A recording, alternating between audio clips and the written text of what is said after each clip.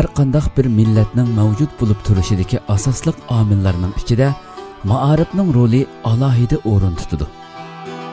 Agar bir millat o'ziga xos bo'lgan milliy ma'arifini o'z mavjudligi uchun xizmat qildira olmasa, u holda ma'arifdan ayrilgan u millatga shu davr realligi ochiq qismatlar va qon yoshlik hayotning tragediyalik fojialari bilan muomala qiladiganligi har kim rad qila olmaydigan haqiqat.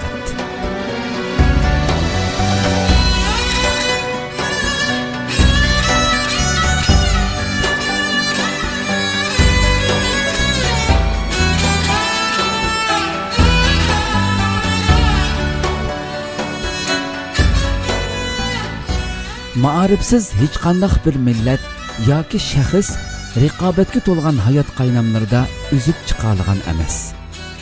O'z mas'uliyatini tunib yetgan bir millatning ma'arif qurilmasi shu millatning mayli cho'ng, mayli kichik har bir a'zosiga o'z navbatida ta'sir ko'rsatadi. Bo'libmi, yosh o'smirlarga nisbatan to'g'ri bo'lgan aqida, dunyo qarash va o'z kimligini tunish jihatlarida yetakchilik rol olib, u millatning tarix sahnasida sharaf bilan qad ko'tarib turishiga asos soladi.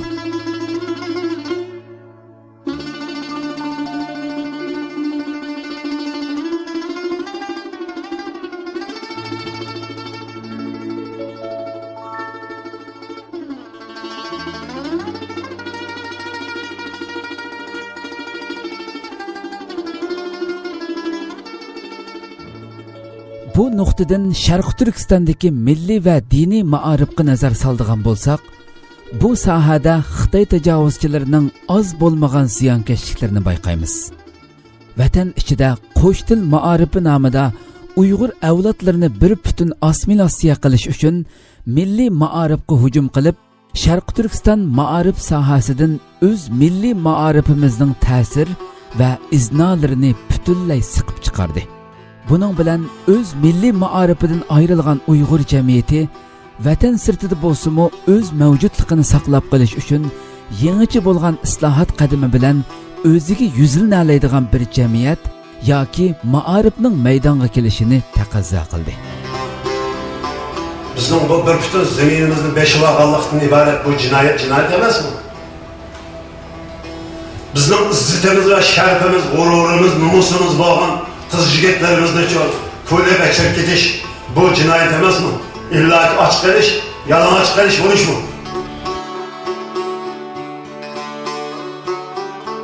İşğalchi Xitoy kommunistlari vatanimiz Sharq Turkistonni ishg'ol qilib olgan 1949-yildan hozirgacha xalqimizni bosh ko'targizmay, xilma-xil zulmlar bilan bostirib kelyotdi. Bu jarayonda tajovuzchi Xitoy tarafidan nurg'un o'limlarimiz, ziyolilarimiz, qalbi o'yg'oq begunoh yoshlarimiz rahimsizlarcha o'ldirildi va yoki turmalarga qamaldi. Qimmatli tarixiy asarlarimiz ko'ydirildi. Bebaho madaniyatlarimiz yo'q qilindi. Nurg'unlagan masjid va madrasalarimiz chiqib buzib etildi.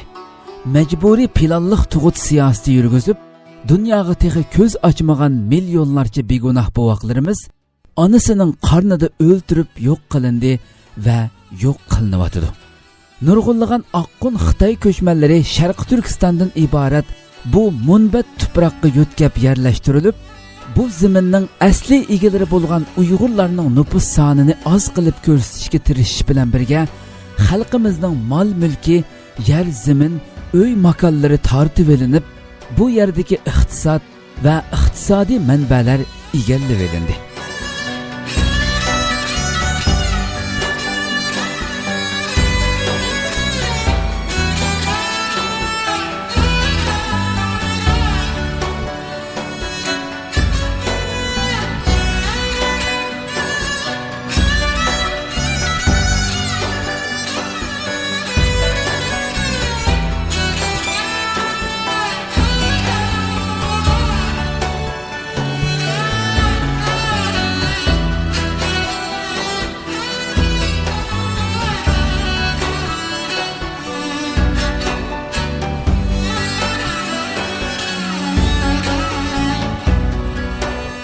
Demak, Sharq Turkiston zaminidagi reallik shuki, xalqning siyosiy, iqtisodiy, ijtimoiy va milliy haq-huquqlari, madaniyat an'analari, shundaqla aqida, tarixlari intayin ig'ir darajada tajovuz va dafsanda qilinishlarga uchrab keldi.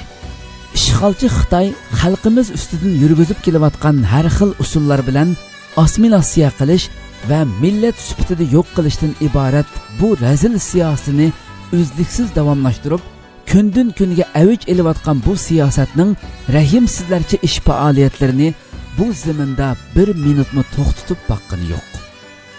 Mana shunday jiddiy bir vaziyatda vatan xalqimizning ozodligi, diniy erkinligimizni qo'lga keltirish, milliy kimligimizni qo'g'dash, milliy ma'arifimiz bo'yicha o'qitish elib berish, milliy madaniyat va urf-odatlarimizni saqlab qolish, tariximizda shonliq izlarni qoldirgan musulmon ajdodlarimizga varislik qilgan asosda uyushib, ittifoqlashib, hamkorlik va birlashishni ishga oshirib, bu yo'lda to'xtovsiz xizmat qilishdan iborat bu muhim vazifa o'zini Sharq Turkistonlik deb qaraydigan har bir insonning bosh tortib bo'lmaydigan diniy, milliy, iymoniy va vijdoniy majburiyati bo'lib qoldi. Shu xalqning kutayotgan taqozzoligiga javob berish, shundaqla har soha va shaxs jam bo'lib, bu majburiyatni birlikda ado qilish uchun Sharq Turkiston Ma'arif va hamkorlik jamiyati 2006-yili 5-oyning 24-kuni Turkiyaning Istanbul shahrida Sharq Turkiston Ma'arif va hamkorlik jamiyati nomida Türkiye hükümetinin tasdiqlashi bilan qonunliq holda rasmiy qurildi. Cemiyetimizning navbatda qilayotgan xizmat va faoliyatlari.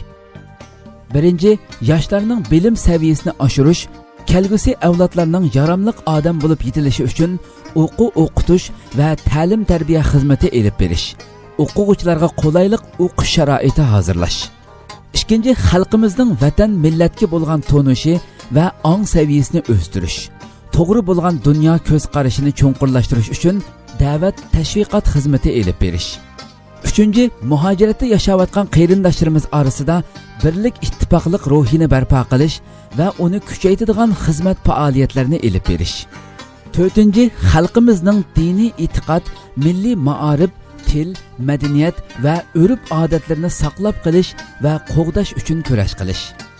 Beshinchi, xalqimizni to'g'ri fikr, islomiy ko'z qarash bilan yetaklash, haqqoniyatga undash, zulmga qarshi turish, ozodlikqa kurashga chaqiriq qilish. 6. Tashviqotni kuchaytirib, kitob, jurnal, unsin materiallarni tayyorlab nashr qilib tarqatish. Internet, tor, radio, televiziyasidan iborat tashviqot vositalari orqali vatan xalqimizga aloqador to'g'ri uchur va xabarlarni vaqtida yetkazib, xalqimizni to'g'ri holatda haqqoniyatga yuzlantirish uchun xizmat qilish. 7. Asoratda qolgan Sharq Turkiston xalqini zulmdan qutuldirish yo'lida islom dinining ruhiga uyg'un holda vatanning amaliy shart-sharoiti va vaziyatiga qarab faoliyat elib berish. Sharq Turkiston Ma'arif va hamkorlik jamiyati o'ziga nishon qilgan g'oya maqsadlar yo'lida yuqorida tilga ilib o'tilgan nuqtalar bo'yicha jonli xizmat qilib kelmoqda. Sharq Turkiston Ma'arif va hamkorlik jamiyati 2006-yili qurilgandan buyon 10 yildan buyon uzluksiz to'xtamay aktiv xizmat faoliyat bilan shug'ullanib keldi. Bu jarayonda xizmat doiralari mos holda kengaydi. Jamiyatning sho'ba va bo'limlari İstanbulning Zaytinburnu, Küçükçekmece, Oqsaroy qatorliq rayonlarda sho'ba va bo'limlari ochilgan bo'lib, bu sho'balarda qarallik uchrashuv yig'inlari o'tkazilib turish bilan birga xalq bilan aloqa bog'lash, ijtimoiy yordam xizmatlari va shundaqla har xil mazmunlarda darslar o'rinlashtirilib kelyotdi. Undan boshqa yana har qaysi sho'balarda ayollar bo'limlari qurildi. Jamiyatning ma'arif, ta'lim-tarbiya bo'limi, tashqi munosabat va siyosiy xizmat bo'limi, iqtisod va moliya bo'limi, ijtimoiy yordam xizmat bo'limi, tashviqot va tadqiqot bo'limi va nashriyat bo'limi qatorliq bo'limlar qurilgan bo'lib, bu bo'limlar o'z sohasi bo'yicha ayrim-ayrim xizmat qilib kelmoqda. Jamiyatning chapidagi markaz Zaytinburnu, Küçükçekmece, Safoko'yda va Oqsaroyda o'z oldiga mustaqil xizmat o'rinlari mavjud bo'lib, bu o'rinlardan foydalanib har soha va har xil turlarda xizmat qilib kelyotdi.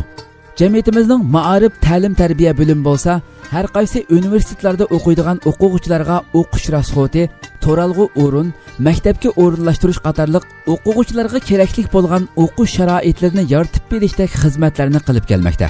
Uningdan boshqa yana Zaytinburnu, Küçükçekmece, Aqsaray qatorliq 3 o'rinda ona til va Qur'on o'rganish yasli sinflarini ochib, İstanbulda yaşayotgan Uyg'urlarning 4 yoshdan 6 yoshgacha bo'lgan oraliqdagi farzandlarini tarbiyalab kelmoqda. Hozir bu yaslilarda 300 dan ortiq farzandlarimiz ta'lim olyotidi.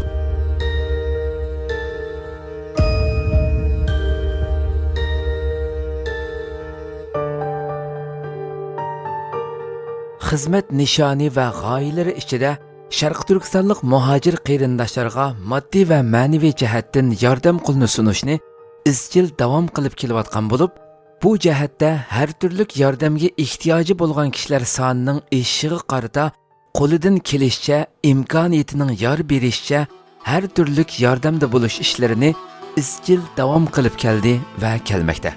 Bu yilgi Ramazon oyida qilingan turli yordamlardan boshqa maxsus Ma'arif jamiyatining ijtimoiy yordam xizmatlar bo'limidan yetim bola, tul, muhtojlarga tarqatilgan naq iqtisodiy yordam puli savdo-sotiq do'konlardan setib olish kartasi bo'lib, jami 40 ming turk lirasiga yetdi.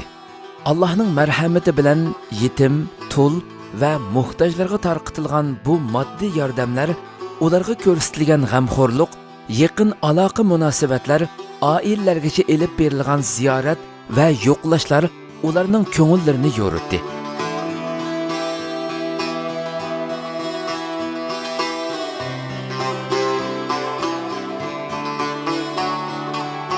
Tashviqot va tadqiqot bo'limi. Tashviqot va tadqiqot eng muhim xizmat sohalaridan biri hisoblandi. Sharq Turkistonning tarixi, madaniyati, siyosiy, iqtisodiy, huquqiy, ijtimoiy sohalarda duch kelayotgan masalalarga aloqador ilmiy tadqiqot va tekshirish elib berib, analiz qilish, muzokara va bas munozara qilish usullari bilan Uyg'urlar duch kelayotgan masalalarni dalil paketli holatda oydinlashtirib, uchur to'plab, tashviqot va axborot sohasi orqali ilmiy usul bilan o'ttirg'a qo'yib, Sharq Turkiston xalqining ovozini dunyoga anglatish bilan birga Sharq Turkiston xalqini to'g'ri bo'lgan uchur bilan ta'minlash orqali umumiy birlikni ishga oshirish va g'oyaga yetish uchun xizmat qilmoqda. Tashviqot va tadqiqot xalq ommasining ijtimoiy hayotiga bevosita ta'sir ko'rsatadigan muhim omil. Dunyo taraqqiy qilgan bugungi kundagi insonlar dunyoda yuz berayotgan voqealar va yangi o'zgarishlardan axborot vositalari orqali shu hamon xabar topadi. Har kuni, har soat tugidek tadqiqot va natijalar, uchur va xabarlar, voqea va mulohizlarning hammasi radio, televiziya, gazet, jurnal, shundaqla internet qatorliq axborot vositalari orqali insonlarga taqdim qilinadi. İnsanlarni yangi natija va uchurlar bilan ta'minlab, ma'naviy boyligini beyitadi. Fikr qarashlarda yangicha tushuncha paydo qiladi. Shunga tashviqot va tadqiqot davlatning yoki har qanday bir xalqning ijtimoiy hayotiga ijobiy yoki salbiy ta'sir ko'rsatishda muhim rol o'ynaydi. Jamiyatimizning tashviqot va tadqiqot bo'limi Istiqlol Tor radio televiziyasi orqali ham radio va televiziya ham xabar sahifasi bo'lib 3 tur bo'yicha xizmat qilib kelyapti. Uningdan boshqa yana jamiyatning rasmiy tor sahifasi orqali bu sohada bir qancha tilda xizmat qilib kelmoqda. Tarjima va nashriyat bo'limi. Jamiyatimizning Sutuq Bug'roxon Ma'arif nashriyati nomi bilan qurilgan tarjima va nashriyat bo'limi bor bo'lib, hozirgacha 30 parchadan ortiq kitob nashr qildi. Buningdan keyinmi xalqimiz eng ehtiyojli deb qaralgan diniy kitoblarni tarjima qilish va nashrga tayyorlash uchun xizmat qilyapti.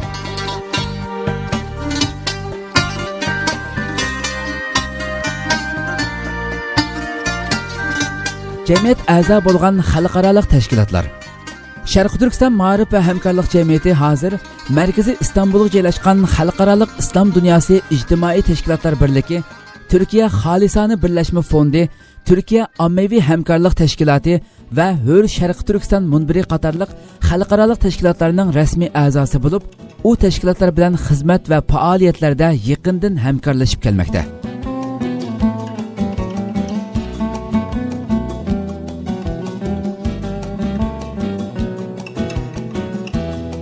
Sharq Turkiston Ma'arif va hamkorlik jamiyati 2006-yili qurilgandan buyon nurg'un qiyinchiliklarni yengib 10 yillik uzun musofani besib, bugungi kunda cho'ng bir tashkilot bo'lib o'ttirg'a chiqdi. Jamiyat ma'arif jamoatini barpo qilib, Turkiya va dunyoda Sharq Turkistonga vakillik qiladigan muhim tashkilotlardan biriga aylandi. Bularning hammasi butun sabdoshlarining ixlos va samimiylik bilan moddiy va ma'naviy jihatdan qo'llab-quvvatlashi, dadil hamkorlashishi orqasida o'ttirg'a chiqqan natijalar albatta. Jamiyat mana shundaq dadil qadamlar bilan yangi bosqichlarga qadam qo'yib kelmoqda. Bundan keyingi xizmat va faoliyat to'g'risida yangi planlarni tuzib, amaliylashtirish uchun tirishmoqda. Bu jarayonda xizmatlarni o'rtaq qilish, o'zaro hamkorlashish, mo'rini mo'riga tirab qo'l tutishib menish, jamoat bo'lib yashash yanada ko'pchilik qarindoshlarning o'rtaq majburiyati. Sharq Turkiston ma'rif va hamkorlik jamiyati xalqimizni birlik bo'lishga, bir safda mengishga, dunyo va oxiratning baxt saodati uchun o'rtaq kurash qilishga chaqiriq qiladi.